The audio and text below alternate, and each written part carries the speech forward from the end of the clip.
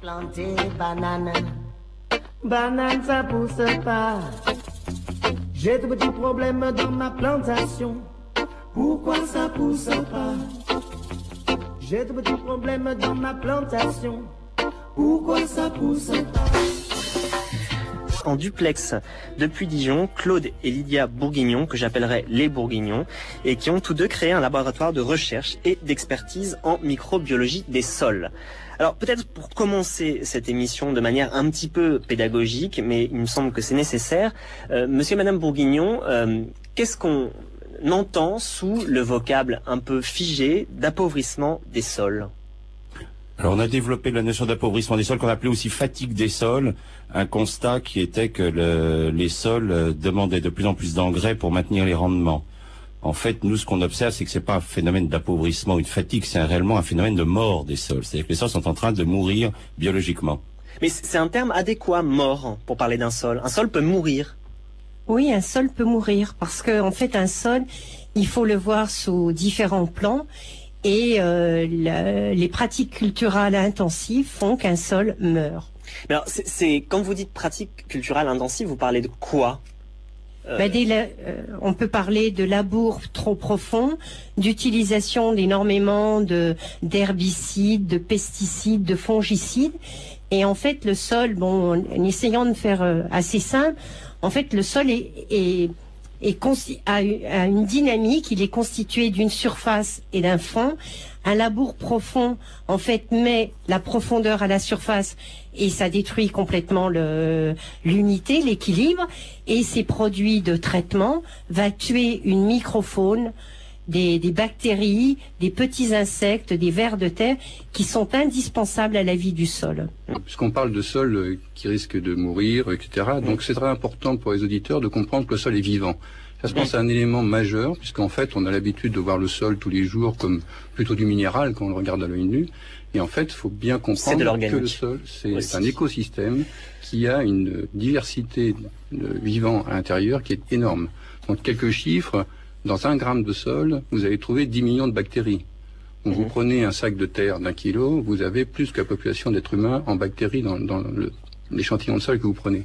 Donc, il faut bien se rendre compte de cette capacité qu'a le sol d'accueillir le vivant.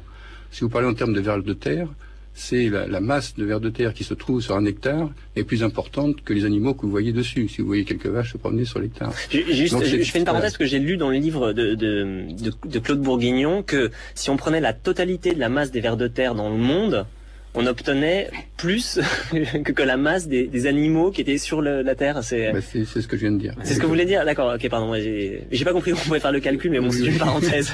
Donc excusez-moi. C'est quelques chiffres pour dire que effectivement, ce vivant qui vit dans le sol est extrêmement diversifié, très important, et qui joue des rôles aussi très diversifiés. Au niveau européen, la Commission européenne a identifié un certain nombre de menaces sur les sols, et en particulier le déclin de la biodiversité du sol est l'une des menaces enregistrées. Le déclin du taux de matière organique pour l'Europe a été estimé à 48% des surfaces. C'est-à-dire 48% des surfaces donc connaissent un déclin organique. C'est ça, ça veut dire. En estimation, oui, on considère que les taux de matière organique sont faibles à très faibles pour ces surfaces. Voilà, je voulais dire cela pour bien insister. Et du coup, par exemple, quand on passe des pesticides pour éliminer, par exemple, des charançons, quel effet ça a sur le sol? Si vous voulez, la disparition de l'humus, elle est liée à 2 mécanismes qui ont été développés après-guerre. L'apport excessif d'engrais, les engrais chimiques ont un gros défaut, ils accélèrent la minéralisation, c'est-à-dire qu'ils stimulent les bactéries qui mangent l'humus. Les bactéries ne font pas d'humus, ce sont les champignons qui les font. Donc, si vous mettez des engrais chimiques, vous favorisez la disparition de l'humus. Puis une deuxième chose, le labour profond. Autrefois, on labourait au cheval, on faisait un travail superficiel, on laissait la matière organique au-dessus. Avec les tracteurs, on s'est mis à labourer profond, et quand vous enfouissez une matière organique dans un labour, elle ne peut plus se transformer en humus parce que les champignons ont besoin d'oxygène. Ce sont des êtres aérobies, contrairement aux bactéries qui peuvent travailler en anaérobiose. Donc la paille va pas donner d'humus quand elle est enfouie dans le labour, elle va se minéraliser. Et année après année, vous perdez votre matière organique, et c'est tout le processus de dégradation du sol qui démarre. Non, mais je crois qu'il faut quand même dire des choses. On parlait qu'il n'y avait pas de chute de rendement. Il faut quand même savoir que la France ne fait pas bouger sa moyenne de production de blé depuis 1984. Nous sommes toujours à 70 quintaux, alors que vous avez à l'heure actuelle des variétés sur le marché qui annoncent 150 quintaux. Personne ne fait 150 quintaux en France. Nous, on travaille les agriculteurs depuis 1990, qui étaient dans le club des 100 quintaux en 90, et maintenant ils font 80, 85. C'est-à-dire qu'il y a un appauvrissement des sols. Nous avions 2 ans de réserve de céréales en 1984. Nous n'avons plus que 40 jours. La situation devient extrêmement inquiétante, c'est-à-dire que les annonces qu'on allait faire, moi je me souviens quand nous étions à l'INRA, on nous annonçait 150 quintaux de blé panifiable en France en 2000. On n'y est absolument pas. On a plutôt des chutes de rendement. Cette année est catastrophique et les chocs climatiques n'arrangera pas la situation. Plus les sols sont morts, plus on va avoir des problèmes de catastrophe au niveau rendement. Donc il ne faut pas annoncer un lendemain qui chante.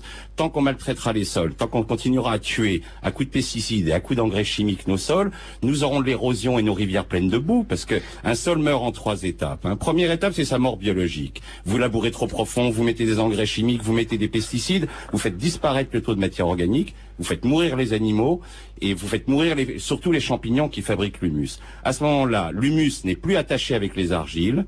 Vous allez rentrer dans le phénomène de lessivage, c'est-à-dire que vous allez entraîner les engrais chimiques vers les nappes phréatiques et vers les rivières. C'est la pollution des nappes.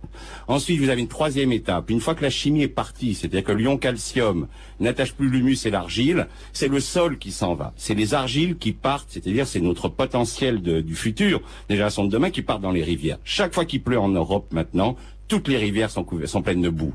Et c'est maintenant un phénomène mondial. Nous, on travaille dans les pays tropicaux. Toutes les rivières sont oranges là où il y a de l'agriculture. L'homme n'a pas été capable, en 4000 ans d'agriculture, de développer des méthodes de respect du sol, c'est-à-dire cultiver un sol sans faire mourir.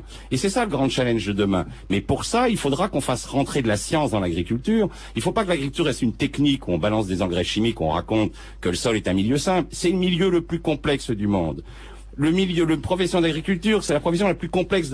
Il y a que le métier de médecin qui peut égaler en complexité. Donc, faut arrêter de faire un modèle qui rassure tout le monde en disant qu'à coup d'engrais chimiques et de génétique et d'OGM, on va nourrir la planète. On nourrira pas la planète avec les OGM. On nourrira la planète en rendant à nouveau les sols vivants. Et ça, c'est un paradigme, c'est un changement de la pensée agronomique qui est énorme. C'est pas simplement un changement de technique. J'y crois pas ces histoires de technique. C'est un vrai changement de paradigme. C'est-à-dire, il faut arrêter de penser cette agriculture ultra simplificatrice qui n'est pas scientifique, qui est un mensonge. Les sols, les plantes n'ont pas besoin uniquement de NPK, elles ont besoin d'un sol vivant. Le jour où on comprendra cette dimension scientifique, on arrêtera de faire cette agriculture qui est en train de tuer la planète. Mais ce que vous dites, Monsieur Bourguignon, là où moi j'ai une question qui me gêne, c'est que je me dis, mais ça veut dire que donc les gens qui cultivent, les agriculteurs, ne se soucient pas de leur sol. Enfin, c'est ça qui est assez étrange. Écoutez, pour vous donner une idée, on a supprimé la chaire de microbiologie des sols à l'agro en France en 1986. Ça fait 20 ans qu'aucun ingénieur agronome français ne sait que le sol est vivant. C'est quand même un scandale, non? Oui, mais les agriculteurs eux-mêmes. Mais on leur apprend pas. On leur dit pas que le sol est vivant. Il n'y a pas d'enseignement de microbiologie des sols dans les lycées agricoles. Oui, on leur enseigne une fausse science. Mais ça veut dire qu'ils le constatent pas. On leur ment constamment. On leur dit pas la vérité scientifique. Voilà.